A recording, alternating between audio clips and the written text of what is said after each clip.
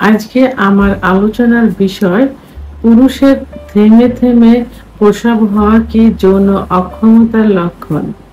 অনেক যৌন অক্ষমতা রোগী, বিশেষ করে পুরুষ যৌন অক্ষমতা রোগী যখন চেম্বারে চিকিৎসা নিতে আসে অথবা মোবাইলে অনলাইনে যখন চিকিৎসা নেয়, তখন অধিকাংশই প্রশ্ন করে থাকে যে আমার প্রসাব ক্লিয়ার হয় না।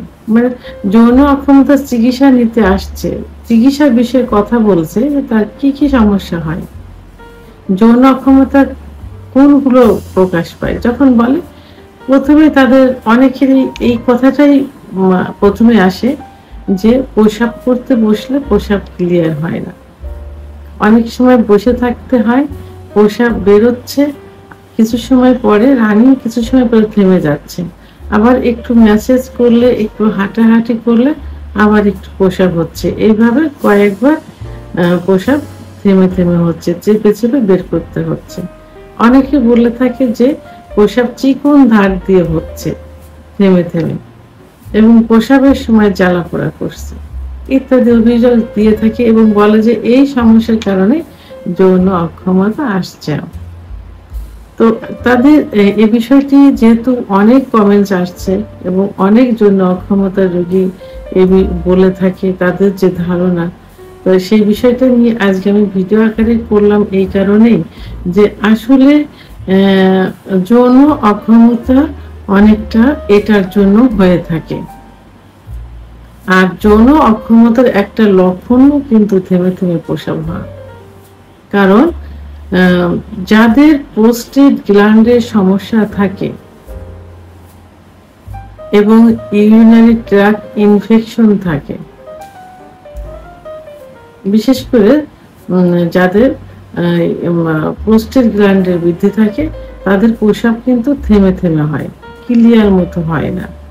প্রোস্টেট গ্ল্যান্ড অর্থাৎ প্রসাবের যে পথ, নালী, এবং প্রসাবের যে ইউরিনারি ব্লাডার, তার যে সংযোগ স্থান, যে ইউরিনারি ব্লাডার অর্থাৎ প্রসাবের থলি থেকে যে নালীটা লিঙ্গের ভিতর দিয়ে চলে আসছে, তার সংযোগ স্থল ইউরিনারি ব্লাডার এবং প্রসাবের নালী যেখানে মিলিত হয়েছে, সেখানে সুপারির মতো দুইটা অংশ থাকে, ছোট ছোট দুইটা অংশ। তাই এই দুইটা অংশ যখন বড় হয়ে যায়,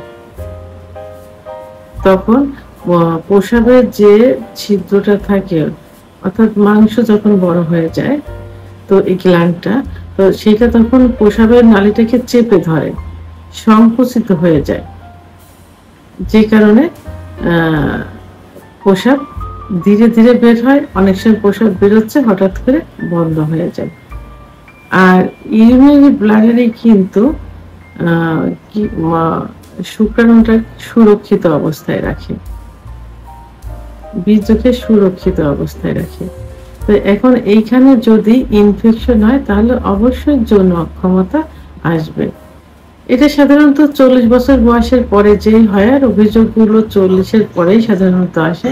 দেখা যায় 35, 38, 40 এবং 40-এর পরে যে এই অভিযোগগুলো আসে, সেহেতু তাদের ধারণাটা একেবারে অযৌক্তিক না। অর্থাৎ তার যৌন অক্ষমতা ইউরিনারি প্রোস্টেট গ্ল্যান্ড বেড়ে গেলে হয়ে থাকে, ইউরিনারি ট্র্যাক্ট ইনফেকশন হলে হয়ে থাকে, সিরাম ক্রিটিনাইন বেড়ে গেলে হয়ে থাকে যৌন অক্ষমতা। আর এই যে প্রোস্টেট গ্ল্যান্ড বেড়ে গেলে এই লক্ষণগুলো আসে, থেমে থেমে প্রসাব। ইউরিনারি ট্র্যাক্ট ইনফেকশন হলে প্রসাবের জ্বালা পোড়া হবে, ব্যথা হবে, অনেক সময় আবার কোমরের ওখানে ব্যথা করে প্রসাব চেপে রাখা যাবে না। সেহেতু এটা সত্য যে